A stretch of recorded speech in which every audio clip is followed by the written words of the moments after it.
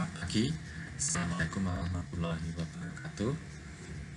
Alhamdulillahirrahmanirrahim. Wassalatu wassalamu ala mursalin wa ala alihi washabihi ajmain. Asyhadu an la ilaha illallah wa asyhadu anna Muhammadar Rasulullah. Mas Mbak ya, alhamdulillah kita ketemu lagi dalam kesempatan pertemuan yang ke-11 kali ini dengan tema arsitektur postmodern. Kita akan melanjutkan cerita dari pekan lalu tentang arsitektur modern ya. Jadi ini masih berlanjut. Seperti biasa, saya ingatkan untuk kuliah ini silakan diikuti dengan baik. Silakan cari posisi dan waktu yang nyaman. Siapkan juga beberapa kertas untuk mencatat kalau ada yang penting ya. Nanti ada satu kuis di belakang seperti biasa, tidak banyak ya, hanya 3 saja. Oke, kita mulai ya. Baik, jadi pekan lalu kita sudah diskusi mengenai arsitektur modern. Jadi dibuka dengan cerita bagaimana salah satu yang mendorong munculnya arsitektur modern adalah terjadinya revolusi industrinya. Revolusi industri juga terjadi karena didorong oleh perdagangan yang semakin berkembang pesat di Eropa waktu itu ya, lalu kebutuhan masyarakat meningkat dan sebagainya. Nah, muncullah industrialisasi di banyak aspek, di banyak kesempatan ya, di banyak bidang kehidupan yang ini lalu mendorong munculnya teknologi baru, pendekatan produksi baru dan sebagainya. Nah, termasuk tuntutan di dalam arsitektur pun berubah ya. Jadi ini juga membawa revolusi yang cukup besar di dalam pendekatan membangun di bidang arsitektur, karena lalu dengan demikian bangunan itu bisa dibangun dengan cara yang lebih cepat, dengan material baru yang lebih bermacam-macam gitu ya, dengan mengatasi keterbatasan teknologi di waktu itu. Nah, kita mencoba untuk melihat lagi beberapa arsitek ya di masa modern, terutama di masa-masa akhir ya. Ini ada 2 nanti yang kita bahas ya, ada Bernard, ada Le Corbusier, ada Louis Ivan ya, tetapi ini mungkin kalian bisa mencoba mencari menggali sendiri melalui sumber-sumber yang lain ya. Jadi kita juga sebenarnya sudah menyinggung ya bahwa Frank Lloyd Wright itu adalah salah satu yang bisa dianggap sebagai penggerak arsitektur modern ya. Dia adalah seorang arsitek Amerika yang karya-karyanya terinspirasi oleh bentuk-bentuk yang mencoba merespon alam ya. Dia terinspirasi juga oleh total desainnya dan movement-nya, tetapi dalam bentuk yang berbeda. Dia mencoba untuk menjauhkan diri dari international style, tetapi masih menggunakan bahan industri, produk-produk industri ya, termasuk bentuk-bentuk yang geometrik. Ini ada karya Coffee House, yang sebuah rumah tinggal ya, tahun 1999. Jadi kita bisa lihat gambarnya itu arsitektur modern itu sudah lama sekali ya, sudah tahun 1900-an di Chicago. Nah, ini gambar ilustrasi tampak perspektif dan keindahannya. Saya percepat saja karena nanti akan ada cukup banyak slide. Ini adalah ilustrasi interiornya ya. Jadi dia tidak hanya bicara tentang arsitektur dalam konteks eksterior, tapi juga merancang sampai dengan interiornya. Jadi ada kesinambungan gaya antara horizontalisme yang ada di eksterior tadi dengan gaya-gaya garis-garis ini yang dia ikuti di desainnya. Ini kalian masih ingat ya, The Falling Water ya, ini salah satu masterpiece juga. Bahkan sekarang walaupun ini bukan bangunan bersejarah betul ya, tetapi saya mendengar bahwa ini masuk dalam kategori heritage di sana, karena merupakan peninggalan bersejarah dalam konteks arsitektur itu. Ini adalah gambaran dari interiornya ya, ini di dalam seperti itu. Bahkan lantainya pun kita bisa lihat ya, menggunakan lantai dengan batu alam ya, dengan pola yang juga natural, organik seperti itu ya. Jadi kita bisa, kalian mungkin bisa melihat di situ ada sebentar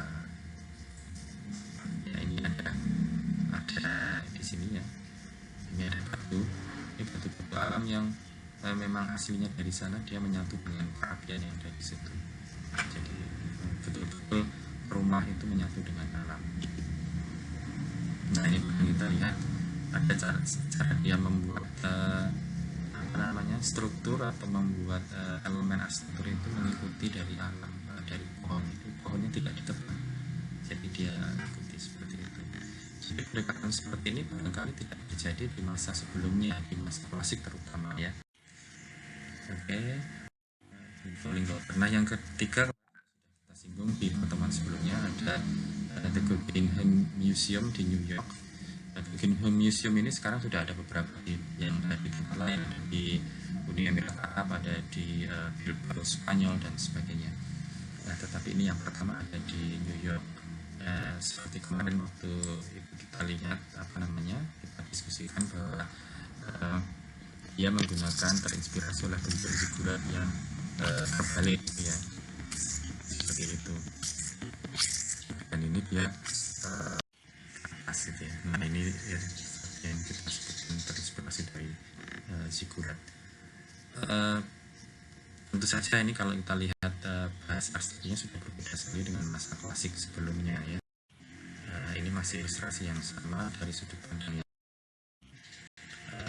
adalah marketnya ya, sebesar itu. Ini adalah interiornya. Jadi ini kita bisa lihat ya sekilas sebenarnya ya, ini nyambung terus. Ini nyambung terus ke atas, seperti spiral. Jadi orang itu mengikuti lewat kameran itu seolah mengalir dari lantai atas ke bawah, jadi tidak pernah tangga, jadi naiknya itu pelan-pelan. Nanti setelah dari atas dia akan lalu turun ke bawah menggunakan lift seperti itu.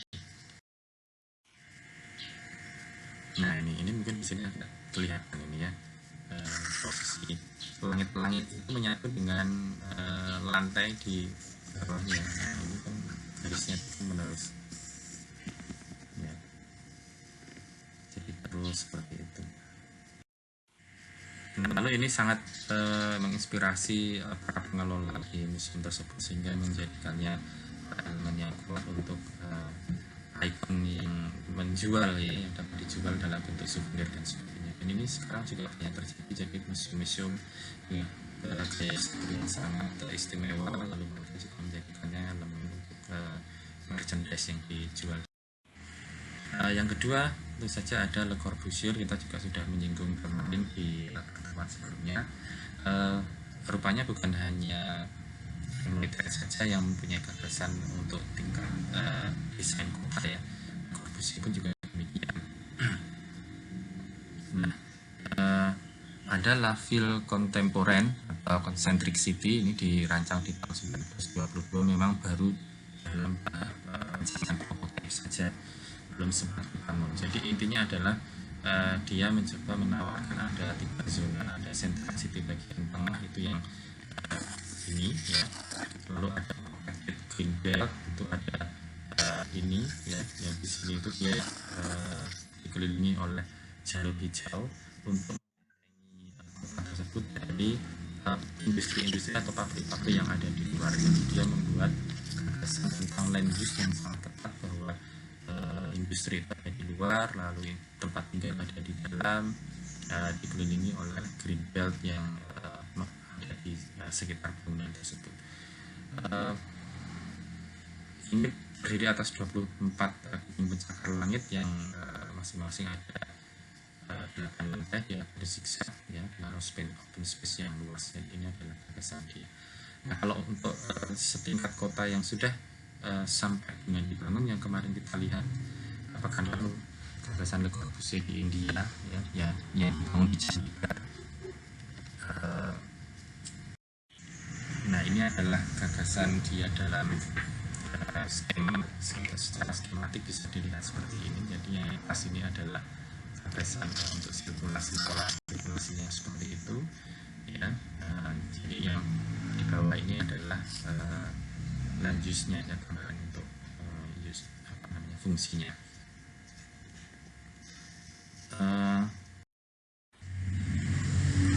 Di sini kita bisa coba lihat sedikit lebih jelas bahwa yang di tengah itu adalah area housing, ya ini ada housing, lalu di sini bisnis center yang ada yang di lantai tinggi, lalu semua industri berada di bawah dan masing-masing itu dipisahkan oleh green belt, ya jadi ada green belt atau ruang terbuka yang cukup luas yang membatasi itu semua.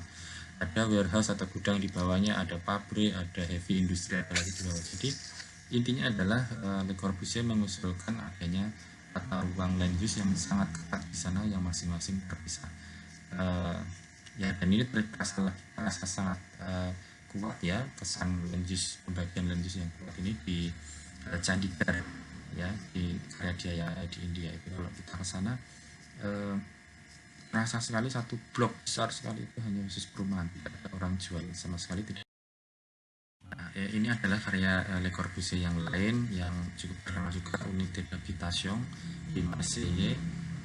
Ini adalah sebuah proyek seperti rumah susun begitu ya, atau apartemen yang mempunyai konsep semacam kota skala kecil ya, jadi unity atau kesatuan dari sebuah kota. Jadi fungsi-fungsi kota yang banyak kumpul seperti yang slide sebelumnya tadi dijadikan menjadi satu bangunan. Ini adalah ilustrasi dari sisi yang lain. Ya, yang berikutnya ini kita juga sudah bahas lalu ya, sebuah kapel di Ronsan Prancis ya, Notre Dame du Haut. Ya, ini juga cukup ikonik ya.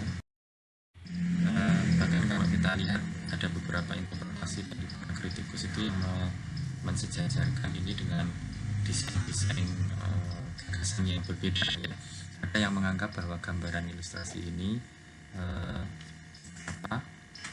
adalah sebuah telapak tangan, jadi seperti sebuah telapak tangan yang ini jempolnya, tapi tangan jari jarinya itu mengarah seperti ini ya, jadi seperti itu. Tapi ada satu kesempatan yang lain, ini adalah seperti seorang ibu ya, seorang ibu begitu yang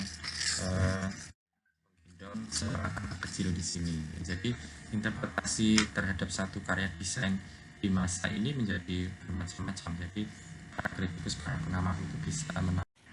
Nah, ini adalah benda yang kita bisa lihat sangat berbeda gayanya ya, secara geometri, secara estetika beda sekali dengan gaya klasik yang sebagian besar. Kalau klasik itu kan lebih cenderung formal, lalu simetris dan sebagainya.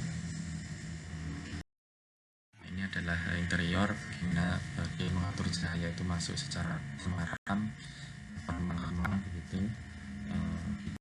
Sempatannya adalah dari sudut yang lain ya, tetap menggunakan kacamata tetapi dia mainkan dengan lorong-lorong cahaya itu cukup dalam sehingga cahaya tidak sangat keluar masuk. Nah, dari beberapa karya tadi lalu muncul beberapa reaksi dan kritik ya terhadap arsitektur ini, bahwa kemarin juga sudah sempat kita singgung bahwa sebenarnya ada yang menganggap gerakan modernitas ini termasuk arsitektur itu sebenarnya hanya sebagai sebuah reaksi dari revolusi sosial dan politik ya, dan juga revolusi industri yang kemarin terjadi ya.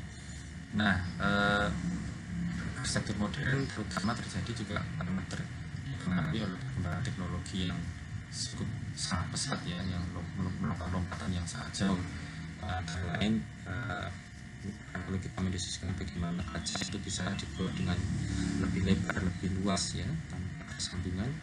Kaca juga bisa dibuat dengan cara lebih panjang, lebih cepat dan sebagainya. Ya, ini lalu mengubah gaya baca membangun arsitektur di masa itu. Ada lagi yang menyampaikan bahwa gerakan modern ini sebenarnya hanya merupakan bagian dari cara untuk memuaskan atau memenuhi gaya hidup mewah masyarakat di masa itu yang muncul karena terjadinya perkembangan ekonomi yang cepat ya. Lalu ada juga yang lalu lebih kritis lagi dalam konteks style. Ada yang melihat bahwa gaya-gaya yang terjadi di sana itu mulai menunjukkan gejala internasional style yang itu diikuti oleh banyak kecenderungan bangunan di banyak tempat itu ya, bahkan secara internasional itu diikuti. Ada gagasan yang disebut dengan form follow function atau stylist modernity itu ya, yang dia fungsi-fungsi itu sangat mendorong, sangat mempengaruhi bentuknya seperti apa. Nah, sementara di era pertengahan arsitektur modern menjadi lebih playful ya, menjadi lebih organik seperti yang ditunjukkan oleh Corbusier ya, jadi terutama berkatakan ke akhir itu ya. Tapi di sisi yang lain juga ada beberapa yang sangat ekspresionis. Jadi yang ini beberapa kritikus menyampaikan. Nah, beberapa kritik muncul juga ya secara lebih eksplisit menyerang kepada gerakan arsitektur modern. Salah satunya disampaikan oleh Peter and Alison Smithson, ini satu pasang arsitek ya. Mereka berkomentar bahwa di masa modern arsitektur architecture is not made with the brain ya. Jadi mereka bilang arsitektur dibikin dengan tanpa mikir itu karena semuanya sudah ditentukan oleh mesin-mesin yang bekerja.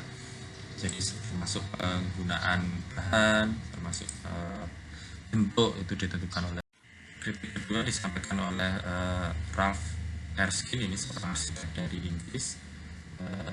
Dia juga menyatakan bahwa pemahaman arsitektur modern ini terlalu baik ya, sehingga cukup membelenggu kebebasan berekspresi yang ditentukan sangat oleh fungsinya. Dia lalu mengusulkan satu gagasan melalui ya, menyampaikan kritiknya itu melalui sebuah gagasan yang berbeda, membuat desain sebuah perumahan dengan bentuk seperti itu. Ini ada fungsi tinggal. Yang ketiga ada Aldo van Eyck, dia juga menyampaikan bahwa industrialisasi bangunan ini menjadi terlalu berlebihan di saat itu, sehingga mereduksi atau mengurangi esensi arsitektur menjadi hanya paket-paket ruang saja. Jadi ruang yang dikemas gitu ya, dijajar-jajar menjadi sebuah fungsi arsitektur itu saja ya. Jadi seperti itu. Nah, yang keempat ini cukup fenomenal ya, disampaikan oleh Robert Venturi ya. Jadi pada masa arsitektur modern dulu ada kesan less is more ya, ada jargon atau istilah less is more. Robert Venturi meleset ke ya, jadi dia ada bahasa juga meleset ya, less is more. Jadi yang sedikit, yang minimalis itu sebenarnya justru membosankan. Jadi fungsionalitas murni itu menurutnya menjadi tidak menarik lagi ya. Lalu dia menyampaikan kritiknya itu melalui sebuah buku ya, Complexity and Contradiction in Architecture di tahun 66. Buku ini secara umum merupakan kritik yang kuat terhadap gerakan arsitektur modern ya, terutama melawan atau menyerang dari gagasan-gagasan disampaikan oleh Corbusier. Jadi memang sekali lagi kita bisa melihat dalam konteks sejarah kemunculan gaya-gaya, kemunculan pemikiran-pemikiran yang berkaitan dengan arsitektur itu secara berulang itu menunjukkan bahwa gagasan baru itu muncul sebagai kritik terhadap gagasan yang ada sebelumnya ya. Jadi postmodern ini muncul sebagai kritik terhadap arsitektur modern. Arsitektur modern itu dulu muncul juga sebagai kritik terhadap arsitektur Renaissance dan turunannya ya. Jadi keterbatasan material dan sebagainya ditantang habis di masa modern. Tetapi pun juga demikian, arsitektur Renaissance juga dia mencoba membuat kritik atau gagasan baru berdasarkan dari arsitektur sebelumnya ya, dan seterusnya. Nah, ini dia menyampaikan satu ilustrasi bagaimana di masa itu banyak arsitektur itu maknanya itu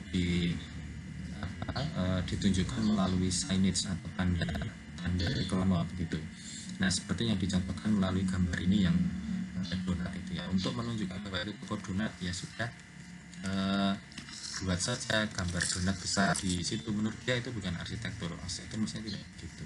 Tapi ada juga yang dibuat dengan cara yang lain, bahwa meaning conveyed by architectural symbol. Nah, menurut dia ini lebih baik ya, yang seperti ini, bahwa tapi pun juga sebenarnya belum sepenuhnya tepat ya. Jadi contoh di sini kalau untuk bangunan apa yang dalam bentuknya itu menyerupai bebek seperti itu, atau gedung dengan toko donat ya bentuknya bulat, ya, namanya hamburger atau hotdog gitu ya. Nah dia sangat kritis terhadap apa yang lalu terjadi di Las Vegas, yang hampir semua bangunan itu dipenuhi oleh simbol-simbol regional modern itu. Nah dia mencoba melakukan kritik itu dari dalam bentuk arsitektur ya, seperti yang dia lakukan di Children Museum di Houston ya, di sebelah kiri ini ya. Ya dia menggunakan beberapa simbol-simbol, dimunculkan lagi jadi playfulness-nya atau apa semangat anak-anak itu dia munculkan melalui warna, melalui ornamen yang ada dan sebagainya. Jadi ornamen itu dia munculkan lagi ya, tidak clear seperti gaya-gaya yang ada di arsitektur modern sebelumnya. Ada Guild House ya, dari Guild House ini ada satu tempat tinggal atau flat ya. Yang terakhir adalah Fire Station nomor 4 ya, di California. Jadi dia membuat satu simbol yang melekat di dalam bangunan ya. Tentu saja hampir mirip dengan apa yang terjadi di masa arsitektur modern, bahwa di masa postmodern ini juga kritik itu muncul tidak hanya dalam satu bentuk saja, ada beberapa fenomena yang lain menunjukkan gaya-gaya yang berbeda ya. Contohnya ini ada gaya futurisme ya, yang kita bisa melihat mereka berorientasi kepada gaya-gaya yang futuristik masa depan. Jadi arsitek-arsitek itu sudah menggagas bagaimana arsitektur di tahun misalnya atau di abad ke-21 gitu ya.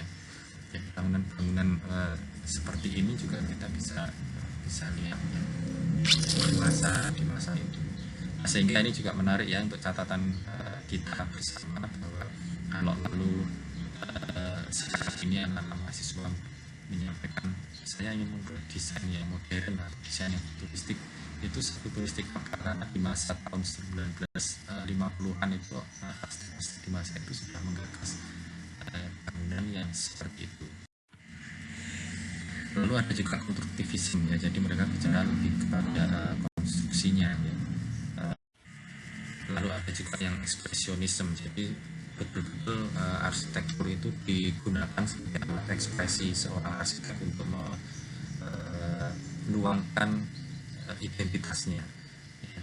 Jadi kalau pelukis itu dia meluangkan ekspresinya melalui lukisan, atau arsitek itu dia meluangkan gagasan itu melalui gaya bangunan. Jadi bangunan-bangunan itu sangat ekspresionis atau fungsionalisme ya, jadi sangat fungsional, dan kalau fungsinya cukup kotak ya kotak saja ya, seperti ruang kelas kita itu karena fungsinya hanya untuk kuliah ya sudah kotak saja ya, sesimpel itu. Nah lalu arsitektur modern itu dianggap menemui masa akhirnya itu pada saat terjadinya satu momen yang bertepatan dengan dihancurkannya Pruitt-Igoe. Jadi Pruitt-Igoe ini adalah sebuah proyek urban housing ya di Missouri, Amerika, yang dirancang oleh Minoru Yamasaki. Di masa itu ya, arsitektur atau karya ini diapresiasi oleh masyarakat internasional sebagai arsitektur yang sangat baik, mendapatkan beberapa penghargaan dan sebagainya. Tetapi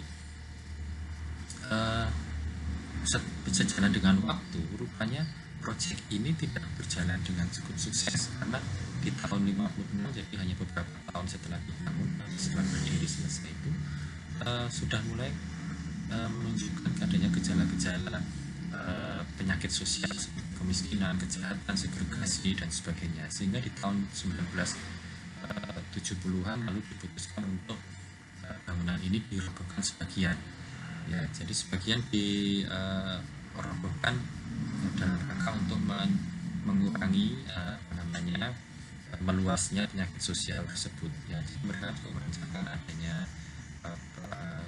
revitalisasi gitu ya untuk beberapa bagiannya. Nah, proyek ini sebenarnya dulunya menjadi ikon pembaruan perkotaan, tetapi sayangnya dia gagal. Nah, proyek ini memang menunjukkan gejala kurang baik ya sejak awal ya, bahwa beberapa bangunan ini mempunyai ventilasi yang buruk ya, ruang tangga di bawah koridor ruang koridor yang gelap itu mendorong terjadinya perampokan menimbulkan kriminalitas dan sebagainya. Seperti saya membayangkan kalau di film-film Amerika bersetting rumah susun itu kan cukup ngeri ya, terutama yang settingnya itu New York atau Bronx begitu.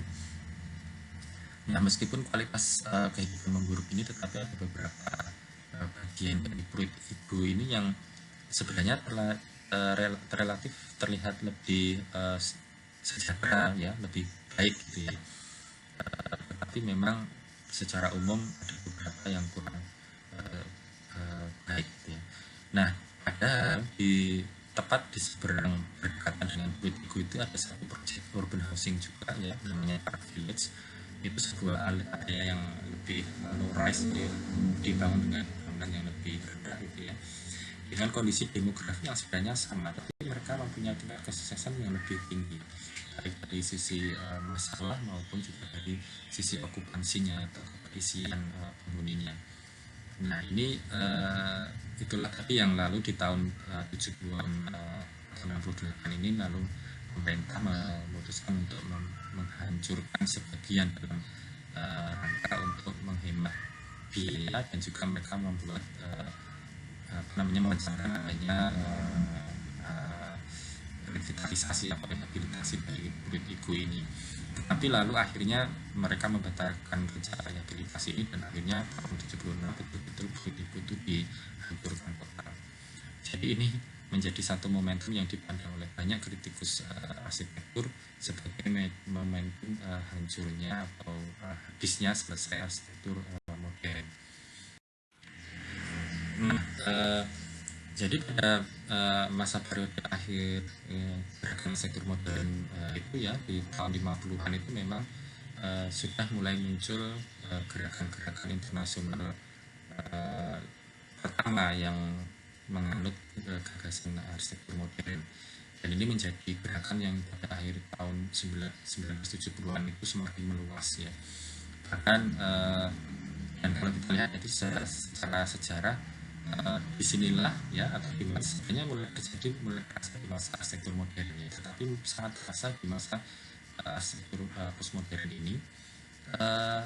European centris itu bergeser menjadi cenderung kepada Amerika. Namanya ini disebut sebagai American Movement kadang-kadang ya, gerakan postmodern ini. Jadi kita mencoba kembali berkilas balik ke belakang di masa klasik sampai dengan Renaissance itu ya. Itu kita selalu bicara tentang arsitektur itu di Eropa, tetapi di masa postmodern ini sangat Amerika menjadi satu titik pusat baru perkembangan arsitektur di masa ini ya. Dan ini kembali menyebar ke Eropa dan seluruh dunia. Beberapa ide yang paling menonjol dilihat pada arsitektur, tetapi intinya mereka mencoba menghubungkan kembali dengan adanya ornamen, ada referensi dengan sejarah, kecerdasan, estetika, desain dan sebagainya dengan gaya yang baru ya. Jadi arsitek postmodern itu menganggap bahwa banyak bangunan modern itu sebagian besar tidak mempunyai jiwa dan hampir terlalu sederhana, terlalu simpel. Nah, sementara di sisi yang lain arsitek modern menganggap bahwa bangunan-bangunan postmodern itu terlalu vulgar, terlalu populis, terlalu komersial, jadi terlalu ekspresionis, jadi sangat-sangat egosentris sebagai media ekspresinya arsitek postmodern. Jadi mereka saling mempunyai kritik. Nah, jadi untuk fungsional formal gaya yang ada di masa modern itu digantikan oleh gaya-gaya yang lebih beragam lagi melalui pendekatan estetika yang berbeda dengan gaya yang berbenturan, yang lebih bebas gitu ya. Arsitek menemukan kembali nilai-nilai ekspresif dan simbolik dalam konteks arsitektur ya. Ya, ini sebenarnya di masa modern sudah ditinggalkan. Jadi arsitektur postmodern sehingga seringkali digambarkan sebagai neo-eklektik, jadi gaya eklektik baru yang membawa kembali referensi sejarah, ornamen kembali kepada tampilan arsitekturnya. Nah, tentu saja perbedaan pendapat ini namanya saling mengkritik itu terjadi ya, sangat wajar ya.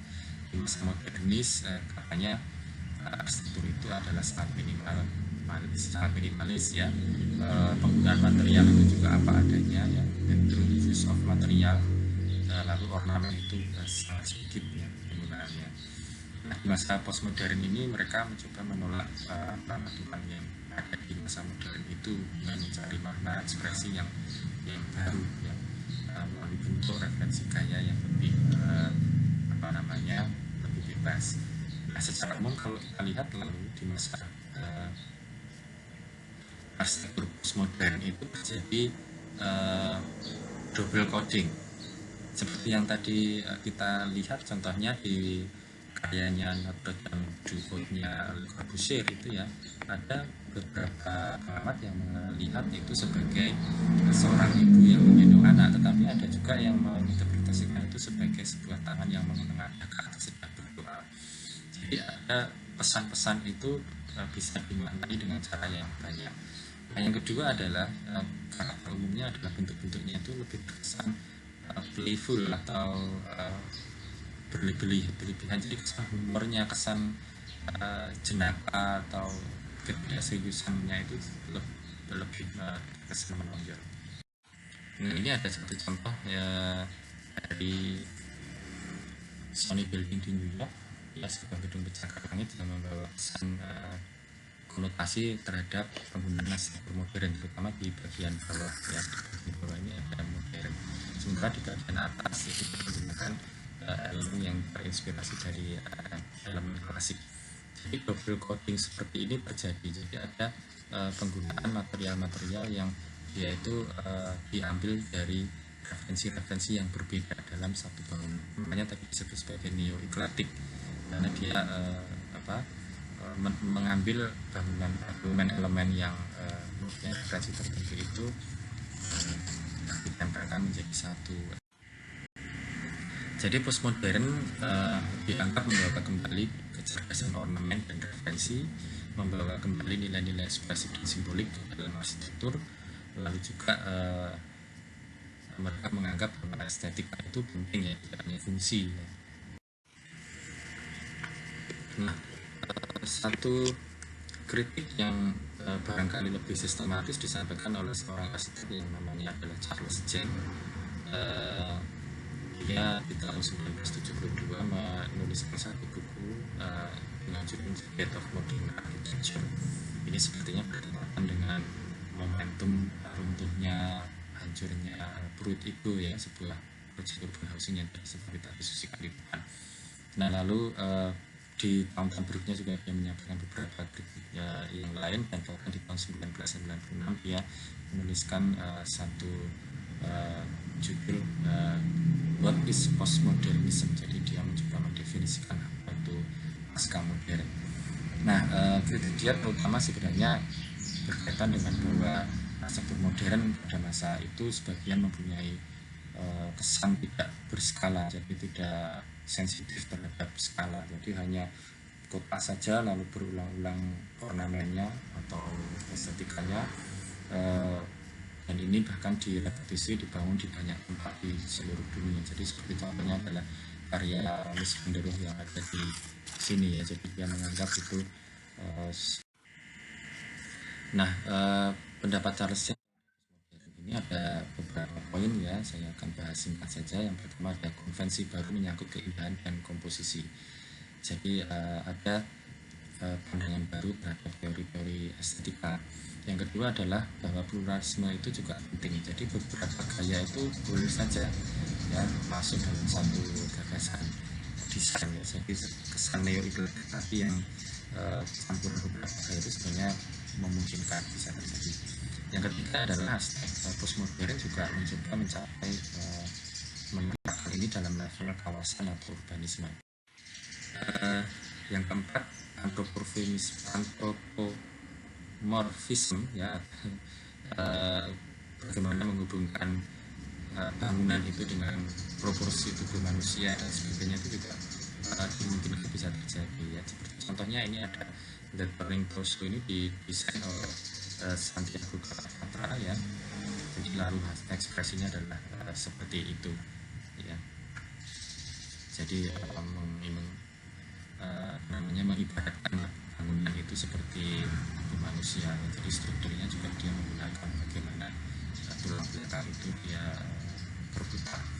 Yang kelima adalah kelanjutan antara masa lalu dan masa kini itu juga perlu dijaga. Oleh karena itu referensi klasik itu penting untuk lalu menjadikan elemen tersebut muncul kembali dalam kreasi. Yang keenam boleh saja juga kembali ke lukisan. Jadi di masa modernis dulu kan ada satu pendekatan namanya kubisme yang sangat berinspirasi atau mungkin sangat dipengaruhi oleh gaya lukis kubisme di waktu itu ya. Di masa ini pun juga bisa saja itu terjadi, tapi tidak semata-mata lalu menunggu apa adanya dari gerakan yang dulu di masa modern ya. Yang ketujuh tentu saja munculnya perlu diantisipasi munculnya double coding, ambiguitas atau kontradiksi yang kadang-kadang tidak terbuka seperti contoh tadi ada penggunaan elemen klasik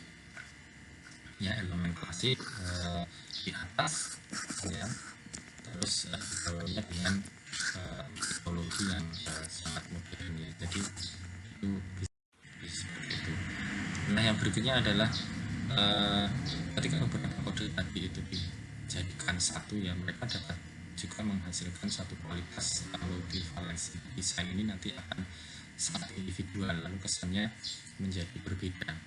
Nah kesan ini bisa merupakan interpretasi atau pemahaman baru terhadap referensi-referensi klasik, referensi-referensi sejarah atau referensi yang lain yang lalu muncul di dalam bangunan. Jadi intinya adalah postmodern itu mencoba untuk menguraikan sebuah retorika baru dalam bentuk arsitektur gitu ya. Nah ini beberapa contoh yang lalu barangkali bisa kita lihat bagaimana neo-eclectic itu muncul di tahap ini. Jadi contohnya ada di Travels Center Manchester. Jadi dia menggunakan elemen-elemen klasik ya di dalam desain satu mall lah, itu shopping mall di Manchester. Jadi ini adalah desainnya seperti itu. Jadi ini kita bisa membandingkan misalnya di Crystal Palace itu dia coba dia ada di London dulu, dicoba dimodifikasi di Travels Center menginspirasi itu. Lalu Pantheon Roma ya, jadi Oculus yang ada di Bloomnya itu dia coba transformasikan ke dalam shopping mall itu. Ini adalah satu shopping mall paling besar di Inggris ya, yang tempat konon menjadi tempat nongkrongnya para sportman-nya Manchester United itu, karena markanya nggak jauh dari situ. Ya, tetapi demikian Charles Yang juga menyadari bahwa di satu titik tertentu postmodernisme ini akhirnya kembali return to an absent center. Jadi di beberapa titik kecenderungannya juga ada kemiripan dengan arsitektur modern karena memang berangkat dari sana. Jadi perlu adanya jadi adanya gejala seperti itu ya, pengaruh industri dan kesederhanaan dan sebagainya. Nah ini adalah skematik gagasan yang dicoba munculkan dalam bentuk yang lain ya, Charles Yang. Nah ini tadi ya, kita lalu melihat beberapa style ya, tentu saja tidak hanya satu ya, tidak hanya satu saja seperti waktu di masa arsitektur modern itu juga ada beberapa style ya. Yang pertama tentu saja adalah neo-eclectic. Jadi neo-eclectic ini adalah bagaimana mereka menggunakan referensi-referensi klasik atau referensi yang lain, tidak harus klasik ya, tetapi juga referensi masa kini juga masa itu ya, itu ke dalam desain. Jadi dia campurkan dalam satu single desain gitu ya. Referensi dan ornamen telah kembali ke fasad menggantikan gaya modern ya. Jadi menjadikan gaya-gayanya lebih ekspresif. Nah ini permukaan-permukaan yang muncul lalu menjadi gerakan tidak biasa. Ini adalah karya Charles Yang ya, sebuah desain yang luar biasa di masa itu. Atau gaya yang dimunculkan oleh Michael Grave ya. Michael Grave dia menggunakan colorful iconic. Jadi ekspresi-ekspresi yang berkaitan dengan detail-detail klasik itu dia munculkan dengan membuat melalui komposisi baru dengan warna, dengan ornamen-ornamen yang geometris ya.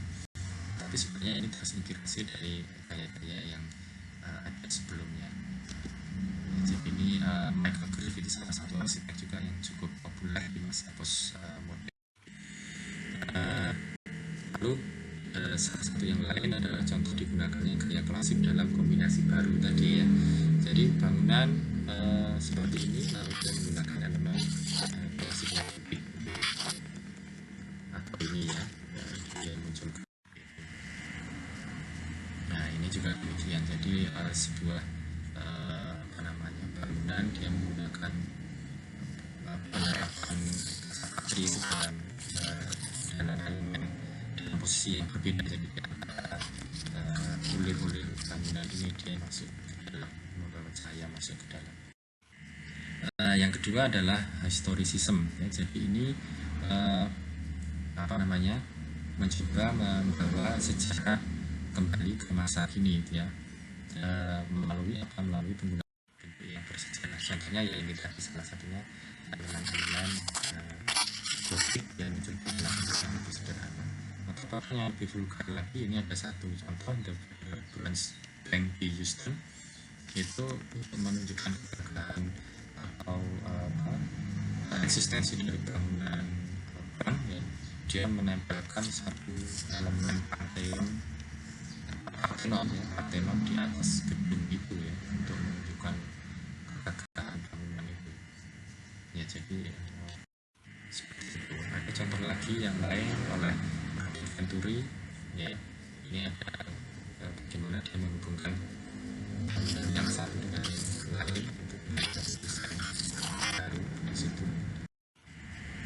Atau Piazza di Italia oleh Charles More. Ini juga Charles More ini satu arsitek yang terkenal juga di masa postmodern ya. Jadi dia mencoba mendesain sebuah plaza di Italia itu dengan menghadirkan lagi elemen-elemen klasik ya.